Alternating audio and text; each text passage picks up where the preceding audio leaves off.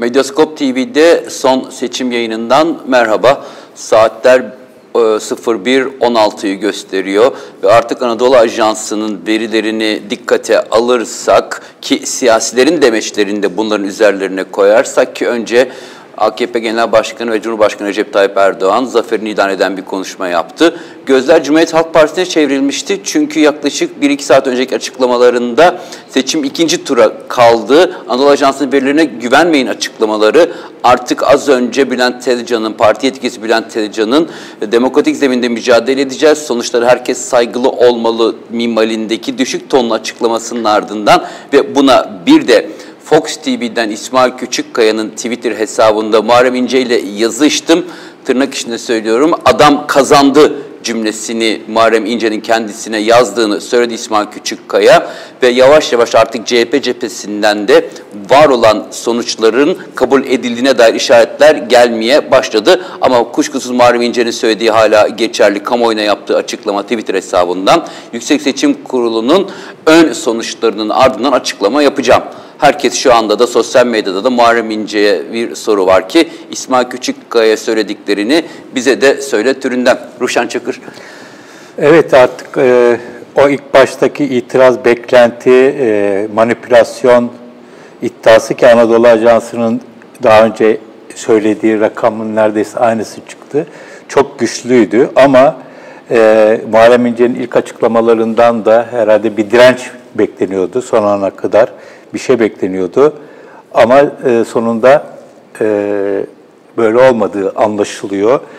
En son yapılan senin de bahsettiğin açıklama, Bülent Tezcan'ın açıklaması bir anlamda ilk yaptıkları o sert açıklamaların ardından bariz bir geri çekilme. Cumhurbaşkanı da bu arada balkon konuşmasını iptal etmişti. Sonra tekrar yapacağı söylendi. Demek ki artık sonuçlarda bir mutabakat oluşuyor gibi. Zaten bu saatten sonra bu yapılan açıklama şu anda Anadolu Ajansı 98.48'in nedense son %5'lik dilim bir türlü bitmedi. 52.51 diyor. Artık bu saatten sonra ne olur? Ya Anadolu Ajansı yalan söylüyor ya da artık buradan sonra değişme imkanı yok. Yani görüldüğü kadarıyla muhalefet de buna, ana muhalefet de buna kabullenmiş durumda. Saadet Partisi'nden zaten böyle bir açıklama geldi. Diğerlerinden de çok böyle sert bir şeyler gelmiyor. Artık tek tek vatandaşların içerisine muhalefetten sinmeyenler olabilir ama galiba bu rakamlar üzerinden Türkiye'de yeni dönem başlayacak, öyle gözüküyor. Seçim sonuçlarına bakıldığında en dikkat çekici sonuç Milliyetçi Hareket Partisi'nin aldığı oy kuşkusuz ki bu oy oranı Cumhurbaşkanı Erdoğan'ın seçilmesini sağladı. Cumhur İttifakı'nın mecliste çoğunluk olmasını da sağladı. Bu MHP'nin 1 Kasım 2015'te aşağı yukarı aynı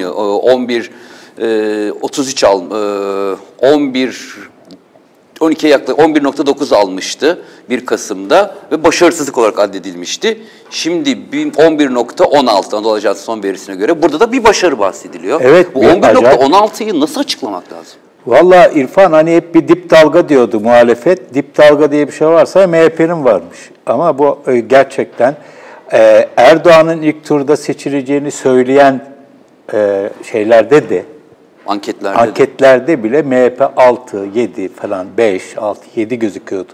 Şimdi şunu çok açık bir şekilde söyleyebiliyoruz ki bu seçimi MHP kazanmış.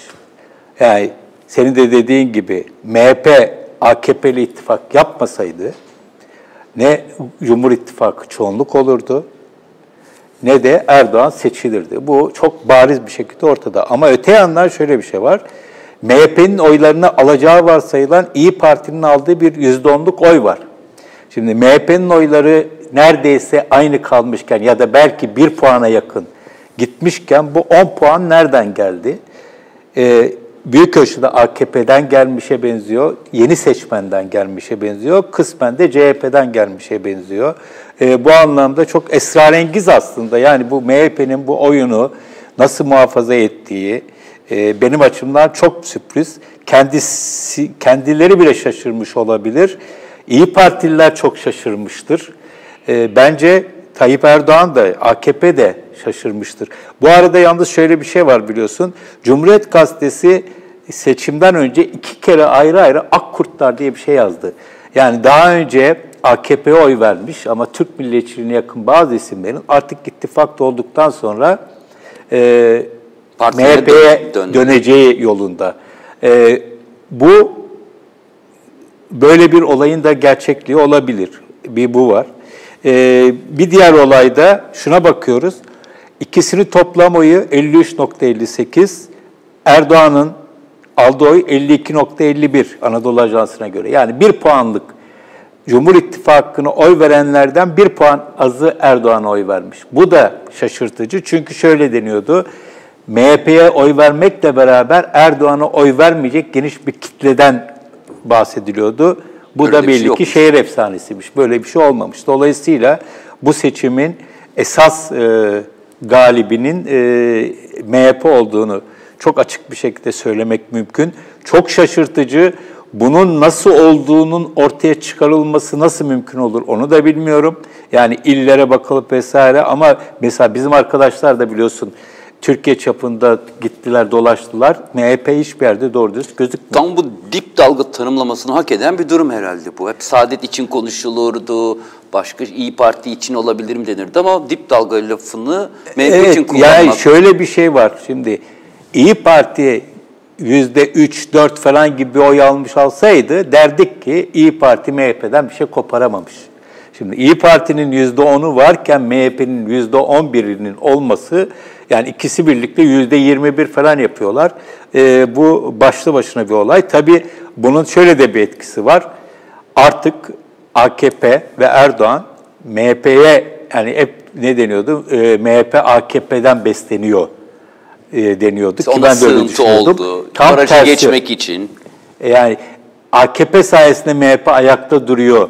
Teorilerinin yerine MHP sayesinde AKP ayakta duruyor gibi bir olay çıkıyor ve bunun da bir bedeli olacak. Önümüzdeki dönemde zaten MHP politikalarını bayağı uygulayan Erdoğan'ın önümüzdeki dönemde bunlara daha fazla yer vermesini bekleyebiliriz. Bir de tabii bir kabine oluşturacak, Bakanlar Kurulu, Cumhurbaşkanı yardımcıları seçecek.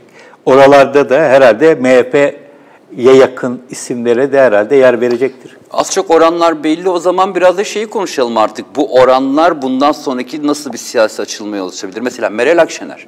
Ne olurdur bu? MHP'den az oy aldı, iddialıydı. Bir de partisinden de az oy aldı. Partisinden de az oy aldı. O da ilginç.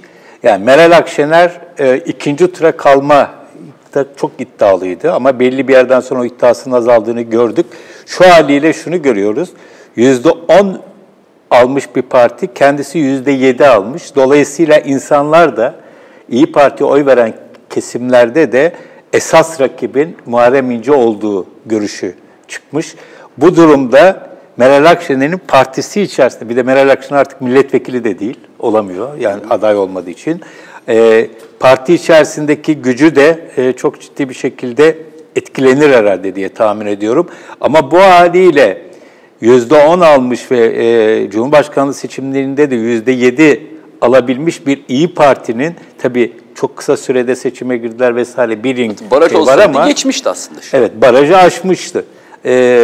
Barajı aşmıştı ama ittifak sayesinde 45 milletvekili alabildi. Barajı tek başına açsaydı 45 milletvekili alamazdı. Evet, öyle bir şey var. İttifakın getirileri var biliyorsun. Ama bu haliyle İYİ Parti'nin önümüzdeki dönem işi çok kolay olmayacak. En önemli nedeni tabii MHP'nin ondan daha fazla oy almış olması.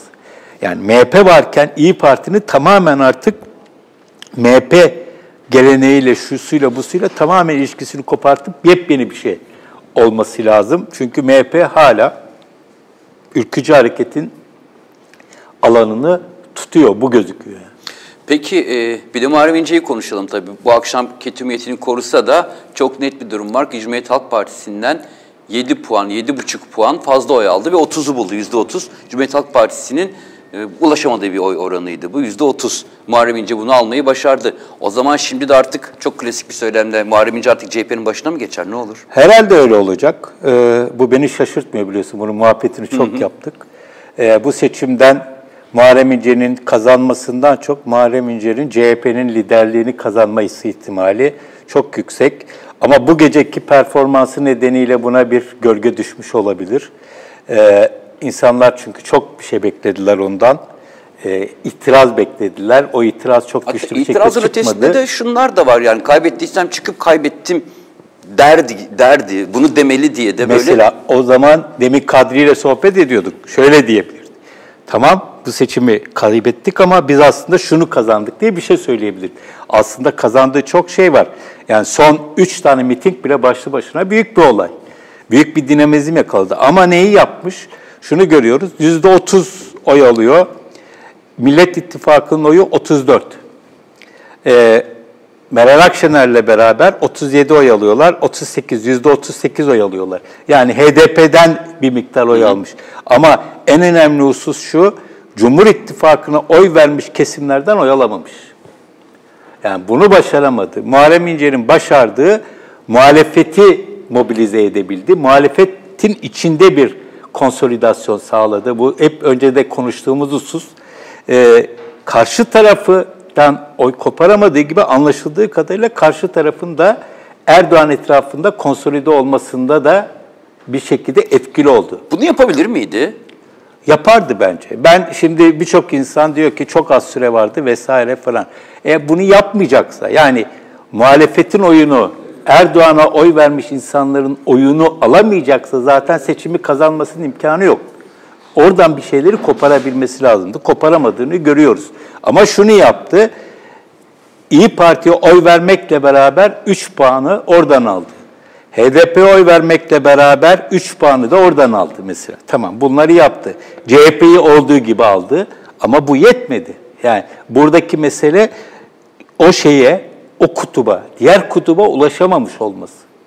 Mesela MHP'li insanlara diyelim ki MHP'ye oy vermekle beraber Erdoğan'a değil de bana oy verin. Tamam MHP'ye verebilirsiniz ama bana verin diyebilseydi mesela 3 puan oradan koparabilseydi 11 var ya 3 puan oradan koparabilseydi 2. tura kalıyordu. Ama herhalde MHP'nin bu performansını kimse beklemiyor herhalde. Tamam hayır ama şunu söylüyorum.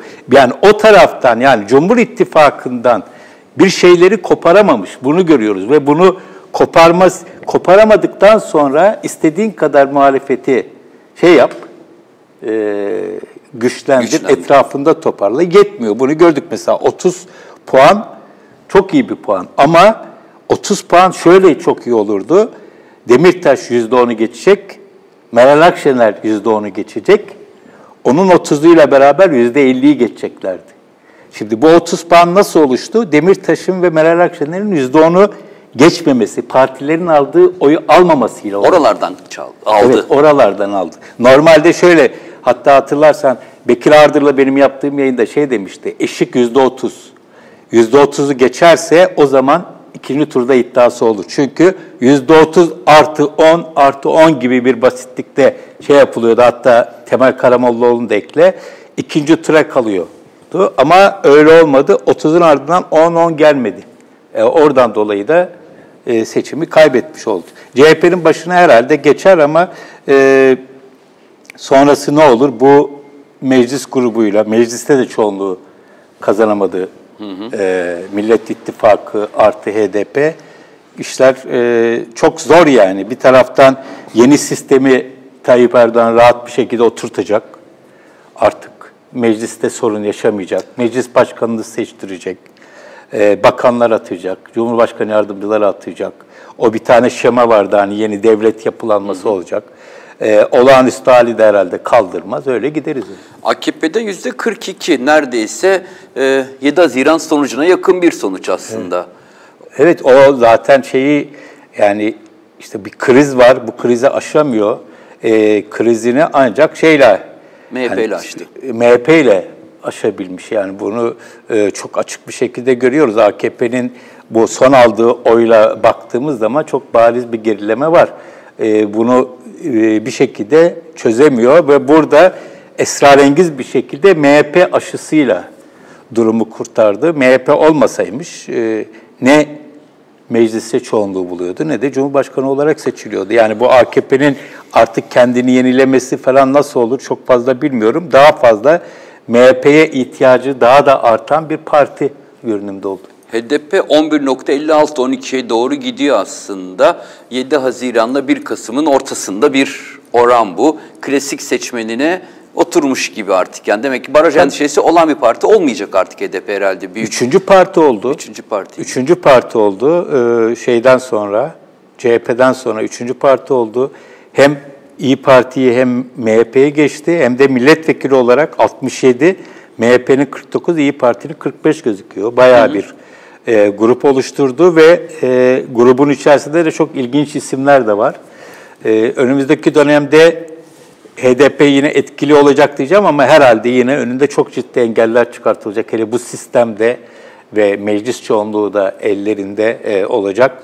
MHP'ye bu kadar tabi olan bir AKP yönetiminde, Erdoğan yönetiminde HDP herhalde yine önümüzdeki dönemde de hedef olmaya teorik olarak devam edecek gibi gözüküyor. İşi zor ama şu haliyle şunu da artık herkes görüyor ki HDP çok güçlü. Yani ne olursa olsun, bütün engellemelere rağmen, şuna buna rağmen hep %10'u muhakkak rahatlıkla aşıyor. Biraz daha özgür olabilse, Selahattin Demirtaş dışarıda olsa, medyaya erişim imkanları olsa demek ki 7 Haziran'daki oyu bile alabilirmiş yani. Peki bu tablo nasıl bir önümüzdeki dönem Türkiye vaat ediyor bize? Artık Bahçeli ile Erdoğan arasındaki ilişki bir nokta eşit bir ilişki olacak. Bahçeli tırnak içerisinde o eziklik halinde hiç değil artık. Mesela atıyorum bir af önerisi vardı ki Bahçeli'nin de seçimlerden önce hatırladığımız tek vaadi de bu af önerisiydi. Miting dahi yapmadı ve %11'leri buldu. Demokrasi, hak ve özgürlükler konusunda umutlu olmamak için çok neden var. Muhalefet bir kere daha çok bir beklenti çok yüksekti ve onun moral bozukluğu çok yüksek olacak. Bir karamsarlık, kasvet havası esecek. O hal sürecek ve baskı uygulamaları devam ederse zaten medya büyük ölçüde kontrol altında daha da devam ederse vesaire bizi hiç de parlak bir gelecek açıkçası beklemiyor. Burada umutlanabileceğimiz hiçbir şey yok. Ancak şöyle bir şey var. Bu yönetemeyen bir şeyin, iktidarın kendini yeniden seçtirdiği bir şey. Bu çok sürdürülebilir bir olay değil. Tabii bu seçim sonuçları böyle çıktıktan sonra söylenmesi abes bir şey olabilir ama ben bu seçim sonuçlarının Erdoğan'ın krizinin çaresi olduğunu düşünmüyorum. Ama bir müddet nefes aldıracaktır, bir müddet muhalefetin üzerindeki baskısını azaltacaktır. Önünün sonuna kadar açık olduğunu görüyoruz. O anlamda gerçekten öyle. Ne medya var, ne yargı var, ne bir şey var, hiçbir şey yok yani. Denetleyebilecek, dengeleyebilecek hiçbir şey yok. Ama Türkiye bunu daha ne kadar böyle kaldırabilir çok fazla bilmiyorum. Önümüzde şimdi artık ne olacak? Bir yerel seçimler var. Yerel seçimleri konuşmaya başlayacağız ama bu moral bozukluğuyla muhalefet mesela çıkan sonuçlara baktığımız zaman İstanbul'da ve Ankara'da AKP o referandumdaki yarayı sarmış gibi gözüküyor değil mi? Yani en azından ilk izlenimler böyle. O zaman yerel seçimler de çok fazla üzerine heyecan yaratılabilecek bir şey olmayacaktır. Yerel seçimde tabii şöyle bir husus var. Bütün bu Güneydoğu'da kayyum atanmış belediyelerin tekrardan HDP ya da DBP, Demokratik Bölgeler Partisi tarafından kazanılması gibi bir durum var ama o istedikleri zaman yine kayyum atarlar. Peki şu tabloya baktığımızda biz bu Erdoğan bu seçim sistemi önerirken Cumhurbaşkanlığı sistemi en büyük gerekçe koalisyonlar olmayacak artık, güçlü olacak ama şu an çıkan tablo bir AKP-MHP koalisyonu değil mi? Tam kesin. O kaşınılan şey aslında oldu gibi. He? Aslında ilk başta bir işbirliği gibiydi. MHP sanki burada bir hani koltuk değneği gibi duruyordu. Çok öneme atfedilmiyordu ama bu çıkan sonuçtan sonra çok güçlü bir koalisyon ortağı olacağı kesin. Ama zaten AKP bir süredir MHP'nin çizgisine zaten gelmiş olduğu için onda çok fazla zorlanmayabilirler. Ama o çizginin sürdürülebilirliği olmadığı için zorluk çıkabilir. Mesela Kürt meselesini hiçbir şekilde çözüm perspektifiyle ele almayacak mı AKP? Almayacağı benziyor. O da çok ciddi bir şekilde önünü tıkayacaktır. Ne yapacaklar mesela? HDP olgusuyla nasıl uğraşacaklar? Yine tekrar milletvekillerini hapse atarak vesaire şununla bununla mı yapacaklar? Önlerinde çok sayıda sorun var, bölgesel sorunlar var. Ama bir koalisyon olduğu ve MHP'nin de bu koalisyonun gerçekten güçlü bir ortağı olduğunu bu gece itibariyle görüyoruz. Çünkü meclis çoğunluğunu MHP ile yakalayabiliyor AKP. 300 üzerini. Aslında yani, çok da Erdoğan'ı memnun eden bir sonuç değildir herhalde bu. Her şey ama var. yani sonuç olarak baktığımız zaman memnun, çünkü tekrar seçildi, tekrar meclis çoğunluğunu aldı. MHP ile arası açılana kadar bu böyle gider. Yani şimdi Fethullahçılarla işbirliği yaptığı zaman memnun değil miydi? Memnundu. Çünkü işler tıkır tıkır gidiyordu ama bir yerde koptu, ondan sonra yenisine baktı. Ama şu haliyle kendine yeni partner arama ihtiyacı yok. Her şeyin çoğunluğuna sahip. Kendisi zaten aldı. Mecliste çoğunluğu var. Daha ne ihtiyacı var ki? Yani büyük bir makro bir politikada dönüp Devlet Bahçeli'ye bir fikir birliği aramaz mı bundan sonra bu koalisyonlar? Ama zaten o birlik var. Birlik var diyorsun. Birlik var, oluştu. Yani o anlamda baktığımız zaman MHP'nin AKP'den şikayet ettiği bir şey yok ki zaten yani. Dolayısıyla bu işbirliği yürüyecek ama... Öyle gözüküyor, öyle gözüküyor. Peki, başka ne söylemek istersin Ruşen? Aslında... Başka bir şey söylemiyorum, yeteri kadar. Akşamdan beri konuştuk. Yani tabii Saadet Partisi'nin... Evet, aklımdaydı. Saadet Partisi... Aslında büyük beklentiler yoktu. Kendileri de bu yayınlara geldiklerinde hep söyledikleri bir şeydi aslında. Olmadı yani. Olmadı. Saadet Partisi kısaca olmadı. Olmadı. Saadet Partisi olmadı. Sonrası ne olur bilmiyorum ama Saadet Partisi bir şey denedi. Çok riskli bir şey yaptı kendisi açısından. Başaramadı.